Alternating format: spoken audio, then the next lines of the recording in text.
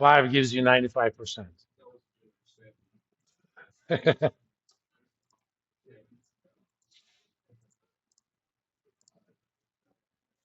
And I'm going to expect a volunteer this time. Most of the time I'll do random, but we're warming up today, so I'll go for volunteers.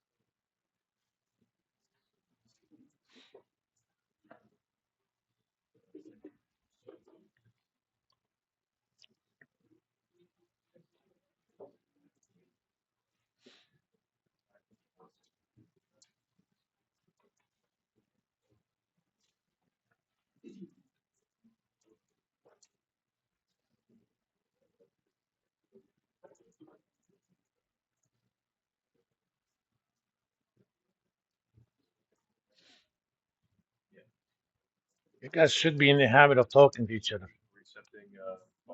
Okay, what's your group name? Your quad. Okay. Yeah, it's short. I mean, these are almost Spanish names, but I just made a few changes. You know, instead of dos, duo, 9 is nati. I just made it up. I maybe it means 9 in some language.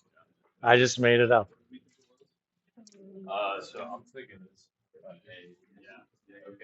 Okay.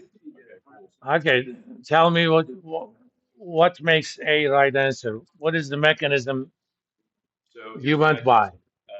Basically, so premium pet supplies, they have sales of 98 for cost of goods sold are 55. So we're going to subtract that from that first number. Then we have net interest expenses, 21. We're going to subtract that again. Depreciation is 12. So we're going to subtract that again. Then you're given a final number of, 10,400. Then the tax rate is 35%. So you're going to multiply 10.4 by 0.35. And then that gives you a number of, 3640. And then you just subtract that from 10.4 and you get 6760. Okay, that's good. Now, the way you calculate net income, you start with your revenues, deduct all the relevant expenses. In this case, cost of goods sold, interest expenses, and depreciation expenses. For net income purposes, depreciation is an expense. Okay, that gives you earnings before taxes. And to get the net income, you have to deduct taxes. Either you can do it in 2 steps, calculate the taxes, multiply your earnings before taxes with the tax rate. That's your tax expense. And deduct that from earnings before taxes. That gives you net income. Or you could combine them, multiply earnings before taxes with 1 minus tax rate. In this case, 0.65. So you guys give your own rating. I'm going to give them my own rating. I'm going to rate them best. Number 6. 110%. Well, sometimes you get easy questions. Okay. Okay, let's do a cash flow question. Yeah. Okay, now we'll do cash flow question, and I'm going to look for a volunteer group.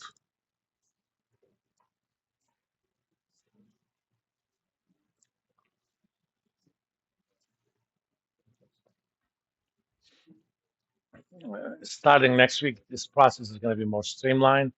Right now, we're just getting the hang of it. I'm also getting the hang of it because this is the first time I'm using this system. Because I haven't yet developed part of the stuff, I have to use 2 screens.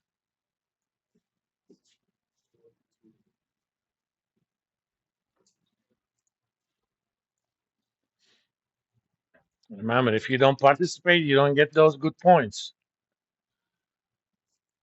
So I recommend that you guys work on it. And starting next week, most of the time, I'm going to randomly pick the group.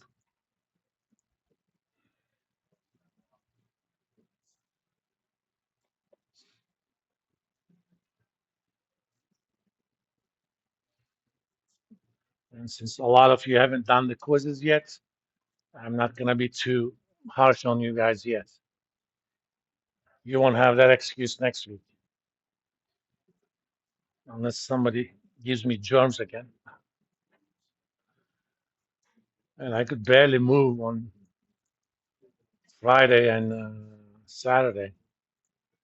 Despite that, I still got some work done.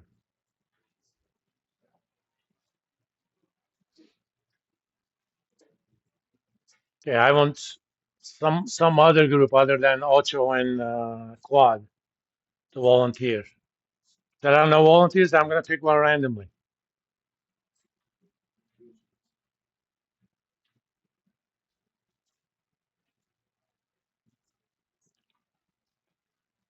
You guys look like you want to volunteer. Is that it?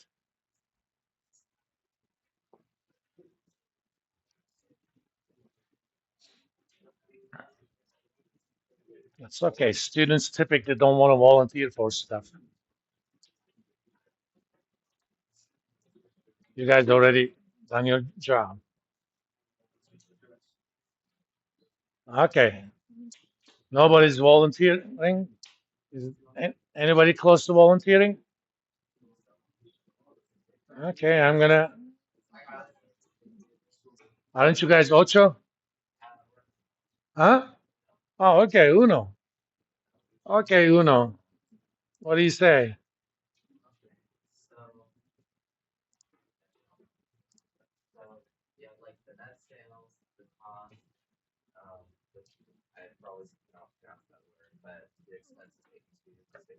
Depreciation. Okay. Remember, this is not an English class. We don't give a damn whether you can pronounce it right or not. At least I don't.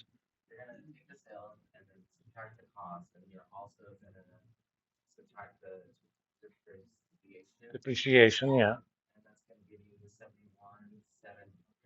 So what is that then? What is that? I mean, it gave me a number. What does that number represent?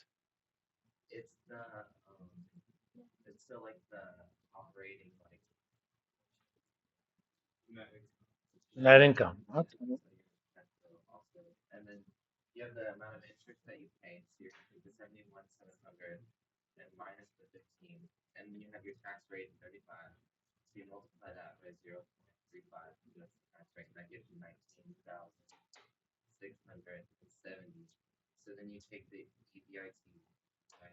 Mm-hmm.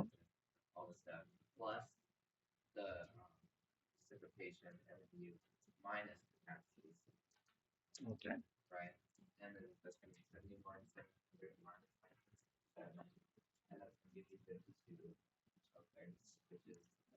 Okay.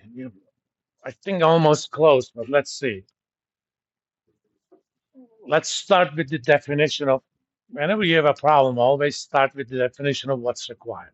Operating cash flow. Well, operating cash flow is net income plus depreciation plus interest. So if I calculate net income, I have the rest available to me anyway. I'm home, right? We've already seen how to calculate net income. Take your sales minus cost of goods sold minus depreciation minus interest. That's your earnings before taxes. Multiply that by 1 minus tax rate. That gives you net income. Once you have all three components, you're home. I mean, you kind of went in a roundabout way, but that's all right. Remember, this is classroom. In classroom, everything is forgiven. We go through these exercises so that you won't do that when you work for someone. When you work for someone, you're at a meeting and you make an explanation in a roundabout way, you keep doing that, you're not going to survive there too long, right? The entire purpose of this making arguments is to get you in those habits. Just because something is right in your head doesn't mean you've done your job. You got to convince other people that you are right.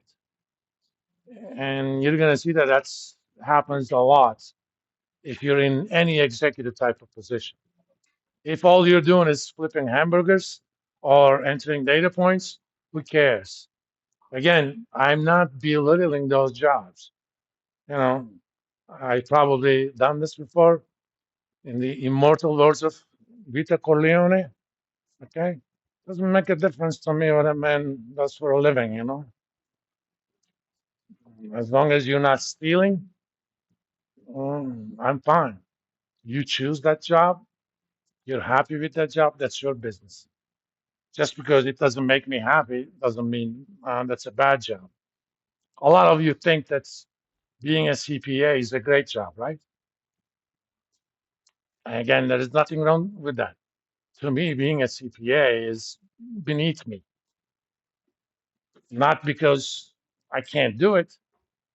I mean, I would have been one of the best damn CPAs that you could find, but I would probably commit seppuku.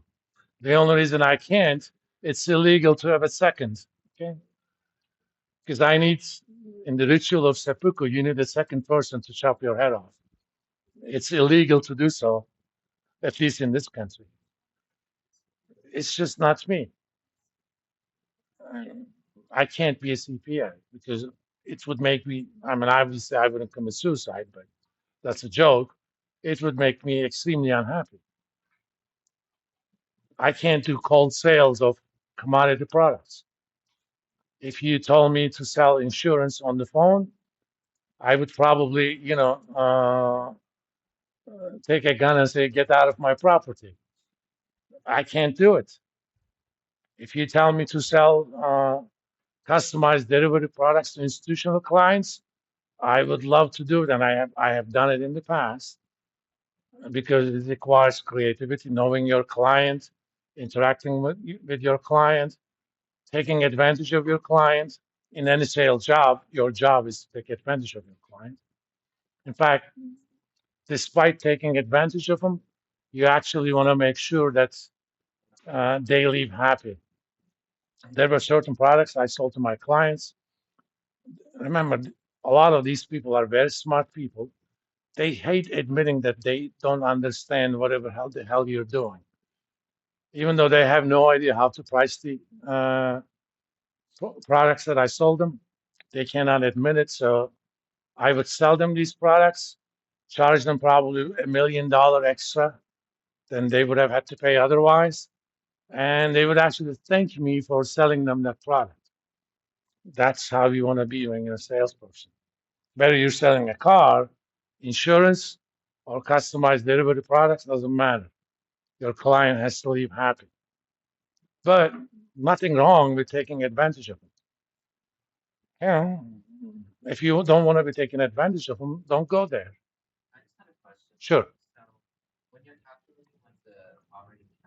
Uh-huh.